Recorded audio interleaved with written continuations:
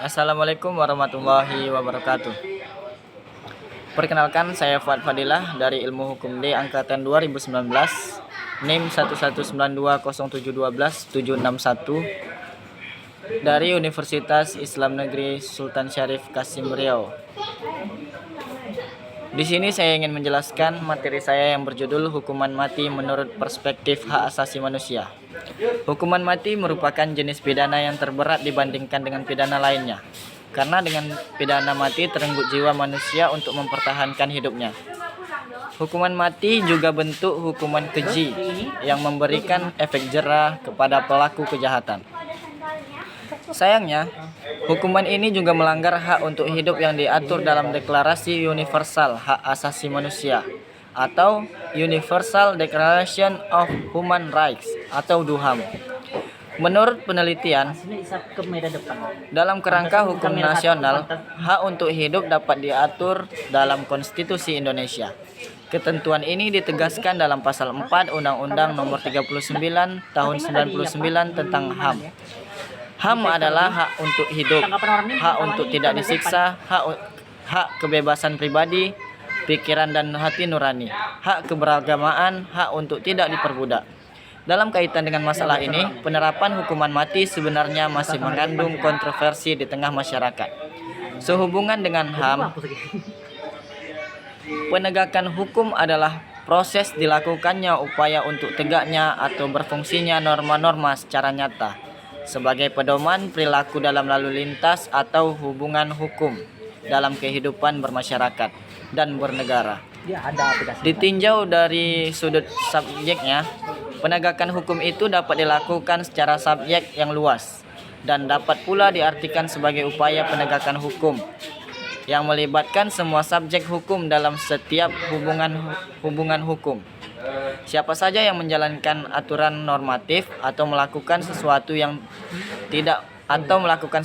atau tidak melakukan sesuatu dengan mendasarkan diri pada norma aturan hukum yang berlaku, berarti dia menjalankan atau menegakkan aturan hukum. Dalam arti sempit, dari segi subjeknya, penegakan hukum itu dapat diartikan sebagai upaya aparatur penegakan hukum tertentu untuk menjamin dan memastikan tegaknya hukum itu.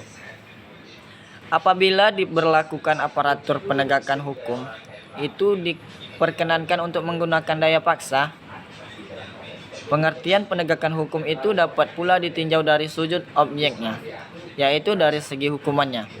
Dalam hal ini, pengertian juga mencakup makna yang luas dan sempit. Dalam arti luas, penegakan hukum itu mencakup pada nilai-nilai keadilan yang terkandung di dalamnya, bunyi aturan formal maupun nilai-nilai keadilan yang hidup dalam masyarakat.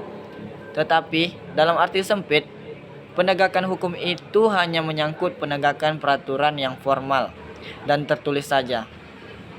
Karena itu, penerjemahan perkataan law enforcement ke dalam bahasa Indonesia dalam menggunakan perkataan penegakan hukum dalam arti luas dapat pula digunakan istilah penegakan hukum dalam arti sempit.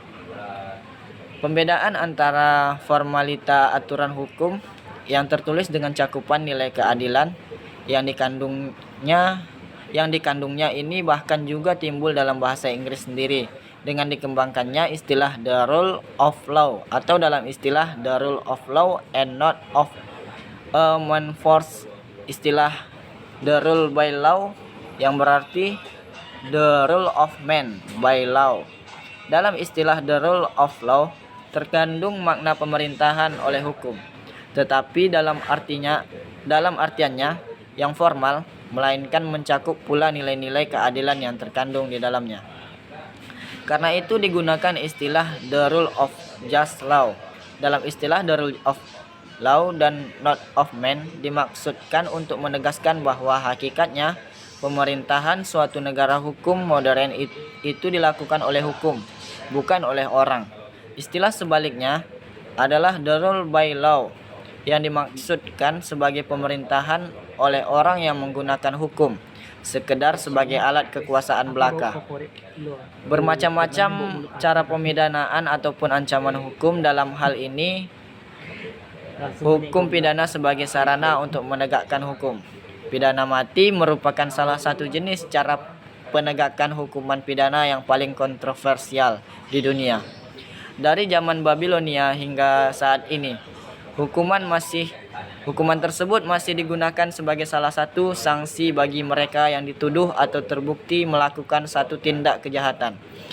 Tidak ada catatan yang pasti menyatakan awal digunakannya hukuman mati. Mungkin hanya demikian materi yang dapat saya sampaikan. Lebih dan kurang saya mohon maaf.